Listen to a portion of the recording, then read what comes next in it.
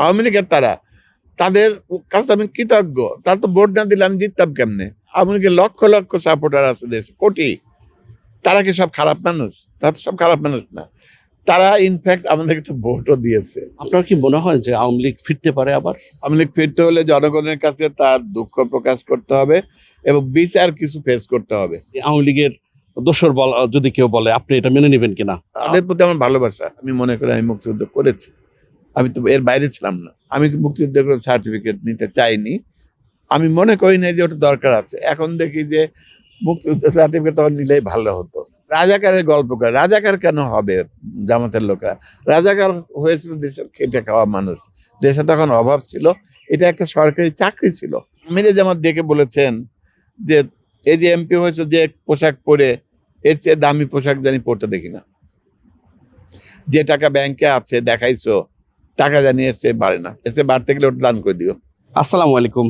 এনটিভির দর্শকদের স্বাগত জানাচ্ছি আমি স্পেশাল করেসপন্ডেন্ট জাহিদুর রহমান। দর্শক, আজকে আমাদের অতিথি ফরিদপুর 1 আসনের সংসদ সদস্য ডক্টর ইলিয়াস মোল্লা। মিস্টার মোল্লা জাহাঙ্গীরনগর বিশ্ববিদ্যালয়ের সাবেক শিক্ষার্থী এবং সেখানকার সাবেক শিক্ষক, যিনি রসায়ন বিভাগকে দীর্ঘদিন নেতৃত্ব দিয়েছেন এবং জীবনের শেষ অধ্যায়ে এসে প্রথমবারের মতো জাতীয় সংসদের সদস্য হিসেবে নির্বাচিত হয়ে এখন জনপ্রতিনিধিত্ব করছেন ফরিদপুর অঞ্চলের মানুষের।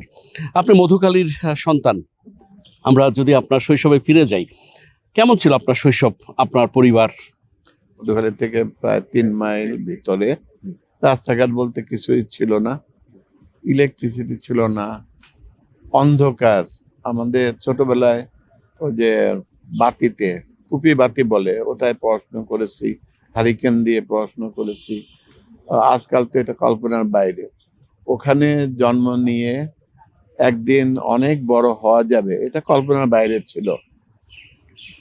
এলাকার মানুষকে খুব ভালোবাসতাম, তারাও আমাকে অনেক স্নেহ করতেন এবং তারা কেন জানি আমাকে বলতেন যে তুমি চেষ্টা করো, তুমি অনেক বড় হবে ইনশাআল্লাহ। বালিয়াকান্দি হাই স্কুলে পড়েছি, ওখান থেকে রাজেন্দ্র কলেজে আসছি, তখন অনেক কষ্ট করে পড়েছি। 77 সালে যখন শিবিরের যাত্রা শুরু হয় ফেব্রুয়ারি মাসের 6 তারিখে, তখন আমরা 8 তারিখে, ওই বছরই 8 তারিখে আমরা জাহাঙ্গীরনগরে শিবির ওপেন করি। আমি ফাউন্ডার হিসাবে এখানে ছিলাম। এটা তো ঐতিহাসিকভাবে সত্যি যে যারা ইসলামপন্থী ছিলেন দলগুলা, তারা যে কারণেই হোক, তারা বাংলাদেশের স্বাধীনতাকে সমর্থন না দিয়ে পাকিস্তান, অখণ্ড পাকিস্তানের পক্ষেই তারা ছিলেন। এই দায়টা আমাদের উপর আসলো, যদিও আমি মুক্তিযুদ্ধের কাজ করে আসছি। কিন্তু যেহেতু আমি ছাত্র শিবির খুললাম, এই জন্য সব মুক্তিযুদ্ধের বিপক্ষে শক্তি হয়ে গেলাম। এই গালি আমার সেই সারা জীবন 50 বছর ধরে জাহাঙ্গীরনগর শুনতে হয়েছে। স্বাধীনতা যুদ্ধ হয়েছে 71-এ। এটা আমাদের জীবনে একটা মহান যুদ্ধ। এই যুদ্ধের সাথে আমাদের এটা একটা বিশাল অর্জন, এর সাথে অন্য কোনো অর্জনের তুলনা হয় না। কিন্তু ওই পক্ষ বিপক্ষ নিয়ে এই যে ঝগড়া, এই যে বিবাদ লাগিয়ে রাখা হয়েছে, অন্য কোনো দেশে এভাবে লাগিয়ে রাখা হয়েছে বলে আমাদের জানা নেই। এমনকি যখন ব্রিটিশরা এখান থেকে চলে গিয়েছিল, 24 বছর এখানে পাকিস্তান ছিল, তখনও পাকিস্তানের পক্ষ বিপক্ষ নিয়ে কোনো কথা তোলা হয়েছে রাজনীতি মাঠে, এটা আমি ইতিহাসে দেখতে পাই না। দুর্নীতি থামানো যায়নি, আমাদের চাঁদাবাজি বন্ধ করা যায়নি, টেন্ডারবাজি বন্ধ করা যায়নি, অফিস আদালতের দুর্নীতি এখনো আছে। এইগুলা খুবই দুঃখ লাগে যে ইউনিভার্সিটিতে পড়ে যারা, তারা তো ভিক্ষুকের টাকায় পড়ে, যেখানেই টাকা আছে সেখানে, রিক্সাওয়ালার টাকা আছে, ভ্যাট দেয় না, সবাই তো ভ্যাট দেয়, তো তাদের প্রত্যেকের টাকা আছে এই ছাত্রদেরকে মানুষ করার পিছনে। তারা এসি রুমে বসে বসে এদেশের মানুষের পকেট কেটে টাকা নেয়। এটা খুবই দুর্ভাগ্যজনক। এখান থেকে আমাদের ফিরে আসা দরকার। যদি ফিরে আসতে আমরা পারি, তাহলে এই দেশ গড়তে বেশি সময় লাগবে না। বলছিলেন যে দেশকে সবসময় বিভক্তির চেষ্টা করা হয়েছে এবং ইতিহাস তো বলে যে সেটা ব্রিটিশ আমল থেকে একটা বিভক্তি, ডিভাইড অ্যান্ড রুল যেটা বলা হয়। তারপরে পাকিস্তানের সময় একটা বৈষম্য বিভক্তি বলবো, তারপরে 71-এর পর স্বাধীনতা, তারপরেও সেখানে মুক্তিযুদ্ধের পক্ষে বিপক্ষে বিভক্তি। দীর্ঘদিন গত 15 বছরের আওয়ামী লীগ শাসন আমলেও আমরা দেখেছি বিভক্তি, বিশেষ করে জামাত ইসলামকে নিষিদ্ধ করা, আবার বিএনপিকে কোণঠাসা করে রাখা। এখন যেটা হচ্ছে যে আইন করেই একটা রাজনৈতিক দলের কার্যক্রমকেই স্থগিত করে রাখা হয়েছে। এটাও তো একটা বড় বিভক্তি বলে কি আপনি মনে করেন? এবং এই বিভক্তির রেশটা কোথায় যাবে? ঠিকই বলেছেন, মিলেমিশে তো দেশ গড়ার কথা ছিল। পশ্চিম পাকিস্তানের পাঞ্জাবিরা আমাদেরকে বৈষম্যের শিকার করেছে, তার জন্য তো তাদেরকে আমরা এখান থেকে বিদায় করেছি, তার জন্য আমাদের রক্ত দিতে হয়েছে, কিন্তু বিদায় তো করে দিয়েছি। এই যে ৫৫ বছরে তো আমরাই, এখানে বিভক্তিটা আসবে কেন? ৫৫ বছর ধরে বারবার বলা হচ্ছে তুমি স্বাধীনতা চাওনি, তুমি চেয়েছিলা। এটা মালয়েশিয়ায় বলে না, সিঙ্গাপুরে বলে না, যত ব্রিটিশ কলোনি ছিল অন্যান্য দেশের ইতিহাস দেখে, তারা কি এটা আলোচনা করে? এমনকি ইউএস, আমেরিকাও তো ব্রিটিশদের কলোনি ছিল, তারা কি এটা আলোচনা করে? অতীত নিয়ে তো কেউ পড়ে নেই, আমরা তো সামনের দিকে যেতে হবে। কিন্তু আমি ভুলে যেতে বলছি না, অতীত একটা ঘটনা, আমাদের মহান স্বাধীনতা যুদ্ধ, এটাকে আমরা কোনোভাবে বলতে পারবো না। এটাকে আমাদের স্যালুট করতে হবে, যারা জীবন দিয়েছে তাদেরকে স্মরণ করতে হবে, যারা পঙ্গুত্ব বরণ করে তাদেরকে আমাদের স্যালুট করতেই হবে। এর চেয়ে বড় অর্জন হয় না। তাই বলে আমাদের মারামারি কন্টিনিউ করতে হবে, এটা তো হতে পারে না। এই যে ফ্যাসিবাদ করলো, কায়েম করলো, তারা একবারের জন্যে দুঃখ প্রকাশ করেনি, তাহলে তো তাদের আইনি একটা মোকাবেলা তাদের করতে হবে। আমি কোথাও দেখিনি তারা একটু দুঃখ প্রকাশ করছে। দুঃখ প্রকাশ কেন করছে না? কোনো জায়গায় অনুশোচনা নাই, না আমরা ঠিকই ছিলাম, দেখে নেবো পোলাপান কি করছে, এ ধরনের হুমকি তো এখনো তারা দিচ্ছে। হ্যাঁ, তবে তাদেরকে আইন ফেস করেই আসা উচিত ময়দানে রাজনীতি করতে হলে। রাজনীতির পট পরিবর্তন একটা সময় আওয়ামী লীগ জামাত ইসলামের সঙ্গে জোট বেঁধে বিএনপির বিরুদ্ধে অবস্থান নিয়েছে। জামাত ইসলামী কখনো বিএনপির পক্ষে, আওয়ামী লীগের বিরুদ্ধে। সমীকরণটা একটু অন্যরকম।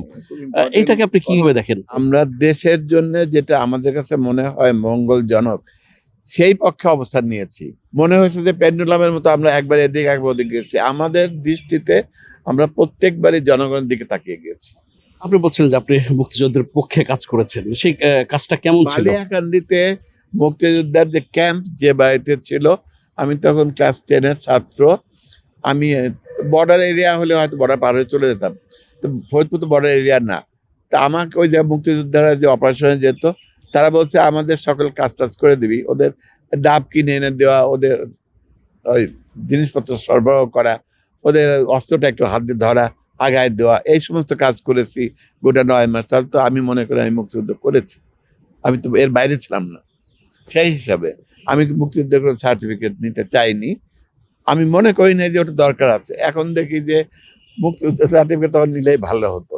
রাজনৈতিকভাবে মোকাবেলা করা হয় এইভাবে যে আপনারা মুক্তিযুদ্ধের বিপক্ষে শক্তি, অথচ আপনি মনে প্রাণে শৈশব থেকেই শিবির, জামাতে, আজকে জামাতের এমপি।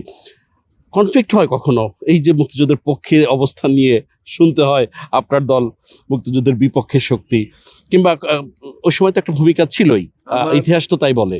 এটা সত্যি যে চেয়েছিল, জামাত চেয়েছিল অখণ্ড পাকিস্তান। অখণ্ড পাকিস্তান। এটা পিকিংপন্থী বামপন্থী যারা, তারাও চেয়েছিল। তাদেরকে কি গালি দিতে দেখেন? দেখেন না তো। শ্রমিকের কথা কি কেউ বলছে? যেখান থেকে শান্তি কমিটির লোক বেশি হয়েছিল। রাজাকারের গল্প করে, রাজাকার কেন হবে জামাতের লোকরা?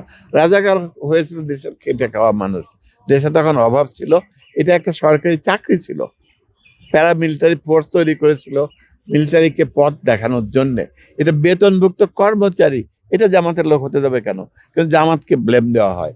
এটা ব্লেমটা ইচ্ছা করে দিয়ে যদি আপনি গোয়েবলসের কায়দায় যদি রাজনীতি করতে চান, করতে তো পারবেন, অসুবিধা নাই, এটা মানুষকে বোঝাতে পারবেন। 55 বছর ধরে যত নাটক নভেল রচনা করা হয়েছে, সব জায়গায় দেখানো হয়েছে খারাপ লোকটার মাথায় টুপি আছে, মুখে দাঁড়িয়ে আছে। এটা তো অন্যায়, জাতির সাথে অন্যায় করা, প্রতারণা করা। এখন ওরা বলে কি আমরা বেহেশতের সার্টিফিকেট বিক্রি করি, আমরা বেহেশতের সার্টিফিকেট বিক্রি করি না। বেহেশতে কে যাবে এটা আল্লাহ ছাড়া কেউ জানে না। এটা আমরা কেমন করে বলবো? আল্লাহ যেটা বলে নাই, আমাদের নবীকেও পর্যন্ত বলা হয় নাই বেহেশতে কে যাবে। ওই আশারায়ে মুবাশশারার নাম জানি আমরা, কয়জন সাহাবার নাম আল্লাহ ঘোষণা দিয়েছিল তাই। এছাড়া নবীও তো জানতেন না কে বেহেশতে যাবে, তাহলে আমরা জানবো কেমনে? আমরা কেমন করে বলবো? এই জন্য এটা আমরা কোনোদিনই বলিনি, এটা আমরা বলতে পারি না। কিন্তু আমরা মানুষকে দেখাই দুটা রাস্তা, যে এই রাস্তাটা চলে গেছে ওই গুলিস্তান, আর এই রাস্তাটা গেছে নয়ারহাট। এই রাস্তাটা দেখানোর ভিতরে কি কোনো দোষ আছে? আমি যদি কোরআন হাদিসের আলোকে কাউকে রাস্তাটা দেখাই, সেই রাস্তা দেখানোর ভিতরে তো কোনো দোষ নেই। আমি তো ডকুমেন্ট দিয়েই বলতেছি, আমি তো বলছি না যে ভাই তোরে কিন্তু বেহেশতের সার্টিফিকেট দিয়ে দিলাম। আমারই খবর নাই আর আমি অন্য একজনের খবর দেবো কেমন করে?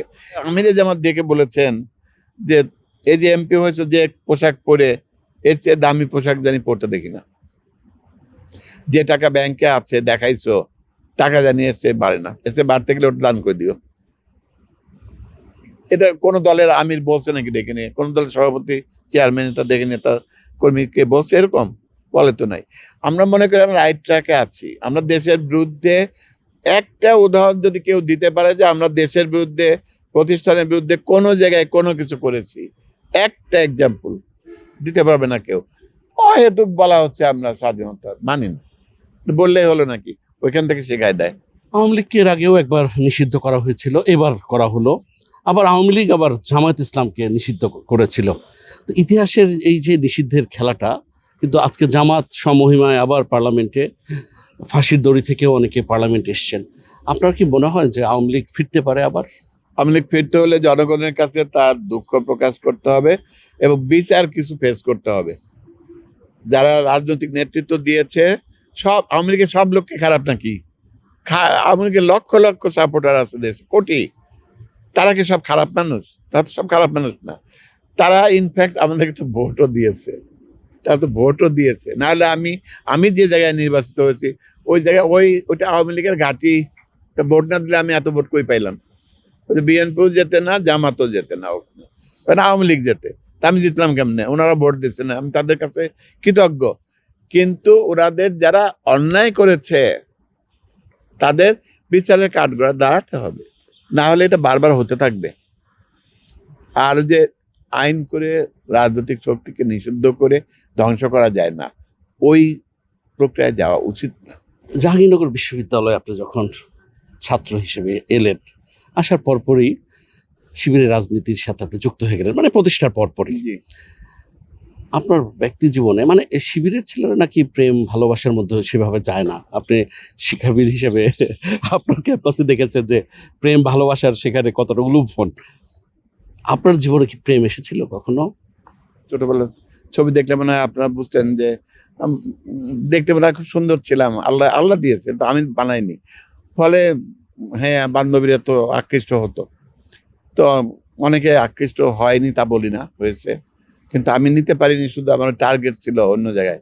আমি সবসময় এটা আল্লাহ হেল্প করেছে।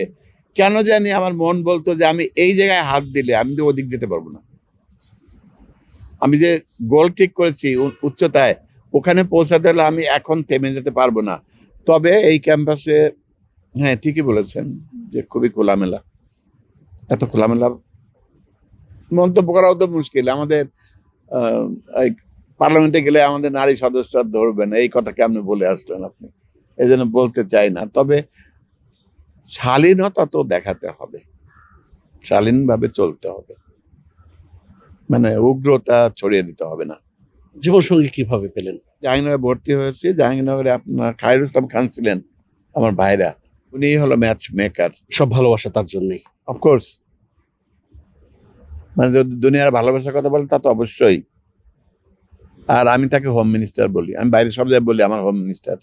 সাংস্কৃতিক পরিবারের থেকে আপনার সহধর্মিণী উঠে আসলো, যার বাবা নাটক করতো। এই শিবিরের রাজনীতির সাথে এগুলো কনফ্লিক্ট করে নাই কখনো? আমার ওয়াইফ খুব ভালো গাইতে পারতেন। আমার বহুদিন আমি ঘুমিয়েছি আমার ওয়াইফের গান শুনে। আমি বলেছি তাকে যে তুমি আমার কাছে আসার জন্য তো তোমার প্রতিভাটা বিকশিত হলো না। বললো না, এখানেই বিকশিত হচ্ছে। তাই আমি আমি আমি সত্যি হ্যাপি যে আমি অনেক রাতে আমি ঘুমিয়েছি কিন্তু গান শুনে। আমি কিন্তু কোনোদিন বলিনি তুমি কেন বোরখা পরো না। আমি কিন্তু বলি, তখন চুল ছেড়ে দেওয়া ছিল। আমি কিন্তু বলিনি তুমি কেন চুল ঢাকো না। উনি একদিন বললেন যে আমার মনে হয় আসলে চুল টুল ঢেকে রাখা দরকার। তা আমি বলেছি মনে হলে করো। এই বাধ্যবাধকতা ছিল না। ইসলামে তো বাধ্যবাধকতা, জোর করতে কিছু করা যায় না। আমি একটা ফ্যামিলিতে বিয়ে করলাম যে ফ্যামিলিতে পর্দা নেই, তা আমার জাতি কই লোকে যাওয়াই তো ঠিক হয় না, যদি অত জোর করবো। যদি করতে হয় ওইটা বুঝিয়েই করতে হবে। যদি জোর করে দেন পরের দিন হাঁটা দিতে পারে বাড়িতে। শিক্ষাবিদ থেকে একেবারে জাতীয় সংসদে, মানে কতটা চ্যালেঞ্জিং? Very challenging. ও জায়গায় রাস্তাঘাটের কাজ শুরু হয়েছে, এটা এখন মানুষ দেখতে শুরু করছে যে আসলে উনি কথা বলে নাই, কাজও করছে। আর আমি যে যাচ্ছি তারা তো কোনদিন নির্বাচিত এমপি কে কাছে পায় নাই, আমি যে ছুটে চলে যাচ্ছি তাদের কাছে, এটাও তাদের কাছে প্রথম। তারা বলছে, দোয়া করছে আরো। বলছেন যে আওয়ামী লীগের লোকরাই আপনাকে ভোট দিয়ে জিতিয়েছে, নইলে ওখানে জিতে আসার কথা না। এখন যে ট্যাগের সংস্কৃতি, আওয়ামী লীগের দোসর যদি কেউ বলে, আপনি এটা মেনে নেবেন কিনা? আওয়ামী লীগের দোষর আমাকে কেউ বলতে পারবে না, কারণ হলো আওয়ামী লীগের একেবারে নাম করা যতজন চেয়ারম্যান, আমার 27টা ইউনিয়ন, তার আমার জানা মতে 26টা ইউনিয়নে নৌকা, একজন শুধু ওই গুনবা ইউনিয়নের চেয়ারম্যান বিএনপি। 26 জন চেয়ারম্যানই আমার প্রতিদ্বন্দ্বী বন্ধুর সাথে যোগ দিছে। এমনকি আরিফুর রহমান দোলন, উনি সারা জীবন আওয়ামী লীগ করেছেন, উনিও সবশেষে যায় বিএনপিতে যোগ দিছে। ফলে হয়েছে কি, দোলনের বাড়ি যেখানটায়, ওই কেন্দ্রেও আমি জিতছি, এবং আলফাডাঙ্গার ভোটে আমি জিতছি, যেখানকার 98% মানুষ আওয়ামী লীগ করে। প্রথম যখন গেছি আমি, আমারে বলছে কি করতে আসছেন এখানে, আপনারা ভোট দেবে কে, এসব কথা বলছে। 4-5 জন লোক নিয়ে করেন, আপনারা ভোট দেবে নাকি কেউ, এসব কথা বলছে। কিন্তু পরে আমি যখন গেছি ইলেকশনের আগ দিয়ে, তখন আমি চেয়ার দিচ্ছি মনে করেন 500, জায়গা হয় নাই। মানুষের মন ঘুরিয়ে দিছে কি আল্লাহ। আমরা ব্যবহার ভালো করেছি, ভোট চেয়েছি, কিন্তু মনের ভিতরে ভালোবাসা তৈরি করে আল্লাহ। সাধারণ আওয়ামী লীগেরও আপনার পক্ষে? সব উপজেলাতে আমি জিতেছি, কিন্তু আলফাডাঙ্গায় আমি ব্যাপক হারে জিতেছি। তার মানে আলফাডাঙ্গার লোকের কাছে তো আওয়ামী লীগের তাদের কাছে আমি কৃতজ্ঞ। তারা তো ভোট না দিলে আমি জিততাম কেমনে? তাদের জন্য আমি করছি। আপনি খোঁজ নিয়ে দেখেন, ওদের রাস্তাঘাট আমি আগে করতেছি। এবং আমি যখন বক্তৃতা দেই, ওনারা আমার বলে দিচ্ছে, আপনি বলবেন আমার নির্বাচনী এলাকা আলফাডাঙ্গা, বোয়ালমারি, মধুখালী জন্মেছেন দেখে মধুখালীর নাম আগে বলবেন না। আমি তো আগে তাই বলতাম। আমি পার্লামেন্টে যখন বলি, ওই আলফাডাঙ্গা আগে বলি, আলফাডাঙ্গা, বোয়ালমারি, মধুখালী, তাদের প্রতি আমার ভালোবাসা। এবং তারা অনেক দাবি করেছে, তাদের অনেক দাবি আমি শোনার চেষ্টা করছি। আওয়ামী লীগেরা যদি এখন বলে যে আপনি তাদের এমপি, আলফাডাঙ্গার লোকরা, তাদের উত্তর কি বলবেন? আলফাডাঙ্গার লোক বলতেই পারে তাদের এমপি আমি। তারা কি বলবে এটা যে আওয়ামী লীগের এমপি? তা তো বলবেন না। তারা দেখছে আমি জামাত থেকে মনে। তাদের নিজেদের সুরক্ষার জন্য আপনি কি বেছে নিল বিএনপি কে ভোট না দিয়ে? না, তারা আমাকে ভালোবেসে ভোট দিয়েছে। সুরক্ষা, আমি তো দেখেন, আমি নির্বাচিত হওয়ার আগে ওখানকার পরিবেশ যাচ্ছিল মার কাট, এরে মারে, ওরে ধরে, এর মাথা নামায় দেয়, এর ঠ্যাং কেটে দেয়, এর হাত কেটে দেয়, এসব চলছিল। নির্বাচনের পরে কিচ্ছু নাই, মানুষ আর নিরাপদে ঘুমাচ্ছে। এটাই তো চেয়েছিল মানুষ। আমি তো ঘুরে বেড়াচ্ছি, আমি তো প্রোটোকল ছাড়াই ঘুরি, প্রোটোকল তো নাই। এনটিভির দর্শকদের জন্য কি বলবেন? টিভির দর্শকদের আমার অনুরোধ যে আপনারা তো খুবই পাওয়ারফুল একটা মিডিয়া, আপনারা জনগণের কথাই বলবেন, বায়াসনেস ছাড়া বলবেন। আমি সবাইকে ধন্যবাদ জানাই, যারা দর্শক, যারা কলাকুশলী, সবাইকে কৃতজ্ঞতা জানাই। আমার এই যে যারা দেখবেন এটা, তাদেরকে আমি দোয়া চাই যেন আমরা জনগণের পাশে থাকতে পারি, জনগণের কল্যাণে যা করতে চেয়েছি তা যেন করতে পারি। এতক্ষণ আমাদের সঙ্গে ছিলেন ফরিদপুর 1 আসনের সংসদ সদস্য, জামাত ইসলামের নেতা প্রফেসর ডক্টর মোহাম্মদ ইলিয়াস মোল্লা। চেষ্টা করব আগামীতে নতুন কাউকে অতিথি হিসেবে আপনাদের সামনে উপস্থাপন করতে। ততক্ষণ পর্যন্ত সবাই ভালো থাকবেন, সুস্থ থাকবেন, এনটিভির সঙ্গেই থাকবেন। আল্লাহ হাফেজ।